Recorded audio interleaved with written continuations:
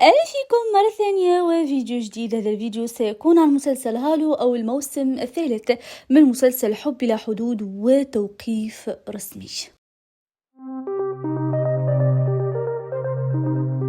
مسلسل هالو طبعا اللي كان مخطط أن يكون ثالث موسم من مسلسل حب بلا حدود، والذي طبعا سيكون من بطولة دينيس جان أكتاش، بالإضافة إلى 4 شخصيات فقط هي اللي كانت مستمرة من مسلسل حب بلا حدود في موسمه الثاني. الآن هناك أخبار جديدة تؤكد أن القناة أو شركة الإنتاج في الغالب تفكر في توقيف وإنهاء المسلسل بشكل نهائي، يعني لن يكون هناك لا جزء ثالث ولا مسلسل بعنوان هالو، خصوصا بعد اتخاذ قناة ناو تي في القناة العارضة قرار تغيير يوم عرض مسلسل حب بلا حدود إلى يوم الاثنين، اللي طبعا يوم صعب جدا لأنه سيكون منافس لمسلسل المدينة البعيدة، أقوى مسلسل في الموسم. وهذا شيء يوضح أن القناة نوعا ما قد فقدت الأمل في مسلسل حب بلا حدود، ولا يهمهم المسلسل بعد الآن، لأنه عرضه مع المدينة البعيدة أكيد سيكون مصيره الأخير هو التوقيف مع كامل الأسف. على العموم الخبر، هناك من يقول أن الخبر غير رسمي، هناك من يقول أن الخبر مؤكد.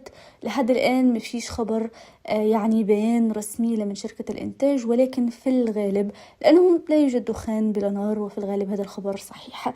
الآن هناك تفاصيل جديدة حول مسلسل تركي جديد قد يكون من بطولة النجم دينيس جان أكتاش، ويقال أن قصة هذا المسلسل هي التي أصلا كانوا سيعملون عليها في مسلسل حب بلا حدود الجزء الثالث أو مسلسل هالو، فقط يعني كانوا يريدون يعني استعمال أو استغلال جماهيرية مسلسل حب بلا حدود للعمل على هذا المسلسل التركي الجديد. ولكن بما أنهم الآن قد قاموا بنهاية المسلسل أو إنهاء المسلسل، شركة الإنتاج يعني تجهز الآن لهذا المسلسل اللي هو بعنوان تحت الأرض، ويتم الآن عرضه على دينيس جان أكتاش ليكون هو البطل.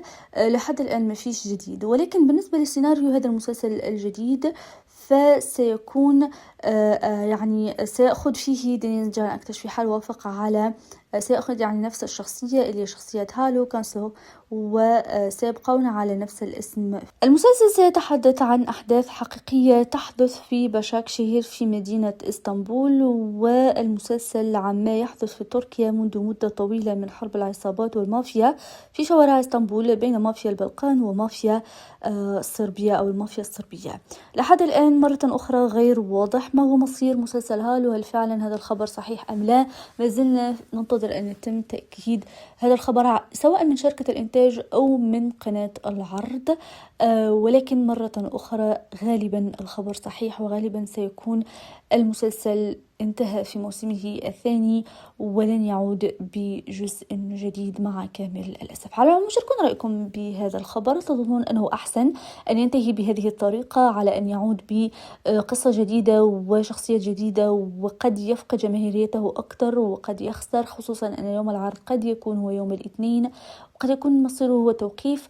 هل تظنون أن هذا الشيء يعني كان سيكون صالح المسلسل أم لا؟ شاركوني آراءكم تحت في التعليق. كالعادة خلوا لايك للفيديو واشتركوا في القناة وفعلوا زر الجرس حتى يصلكم كل جديدنا. أشكركم على المشاهدة وأشوفكم فيديو جديد. إلى اللقاء.